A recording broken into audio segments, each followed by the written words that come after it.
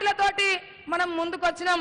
Congress party అంటే త్యాగాల party. Congress party భారతదేశ స్వతంత్రం నుంచి మరి ఎన్నో త్యాగాలు చేసినటువంటి పార్టీ, ఎన్నో చట్టాలు తీసుకొచ్చినటువంటి పార్టీ, ఎన్నో పథకాలు తీసుకొచ్చినటువంటి పార్టీ.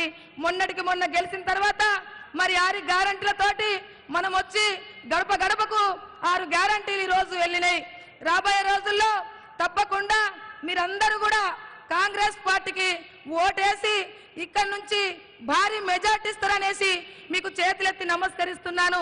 మొట్టమొదటిసారిగా మరి ఏ పార్టీ కూడా మనకు 75 సంవత్సరాల స్వాతంత్రం వచ్చి 75 సంవత్సరాలు దాటిపోయినా ఏ పార్టీ కూడా మరి ఒక మహిళను గుర్తించలేదు. మొట్టమొదటిసారిగా మరి కాంగ్రెస్ పార్టీ మరి ఒక పేదింటి బిడ్డను, ఒక ఆదివాసీ బిడ్డను, ఒక మహిళను మొట్టమొదటిసారిగా కాంగ్రెస్ పార్టీ గుర్తించింది. కాంగ్రెస్ పార్టీ గుర్తించినందుకు జాతీయ కుటుంబానికి, రాష్ట్రీయ కుటుంబానికి, మా ముఖ్యమంత్రి గౌరవనీయులు రేవంత్ రెడ్డి గారికి మరోసారి పాదాభివందనాలు తెలియజేస్తూ ఈ ఆదిలాబాద్ పార్లమెంట్ నుంచి తప్పకుండా రాహుల్ గాంధీ గారికి గిఫ్ట్ ఇవ్వడానికి నా ప్రజలందరూ కూడా సిద్ధంగా ఉన్నారనేసి నేను రేవంత్ అన్న గారికి నేను తెలియజేస్తున్నాను.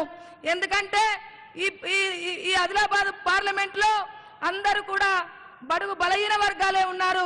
అన్నా మీరు 3 సార్లు ఇప్పటికి వచ్చిండు. మా ప్రజల గుండెల్లో మీరున్నారు. ఎందుకంటే ఏ ముఖ్యమంత్రి కూడా 3 సార్లు రాలేదు, ఏ మంత్రివర్యులు కూడా ఈ ప్రాంతాలకు రాలేదు.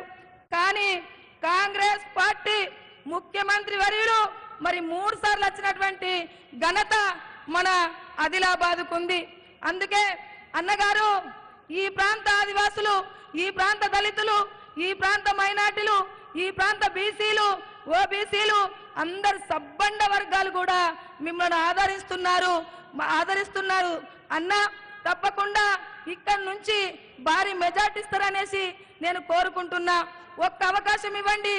కాంగ్రెస్ పార్టీ మీ పక్షాన ఉంటది, మీ పక్షాన ఉంటది, మీ సమస్యలో ఉంటది, మీ సమస్యలో భాగస్వామి అవుతుంది కాంగ్రెస్ పార్టీ. మీ సమస్యలు తీర్చడానికి వచ్చింది కాంగ్రెస్ పార్టీ. ఒక్క అవకాశం ఇవ్వండి. ఒక్కసారి మీరు నమ్ముతారనేసి నేను కోరుకుంటున్నా. కొంగు చాచి అడుగుతున్నా.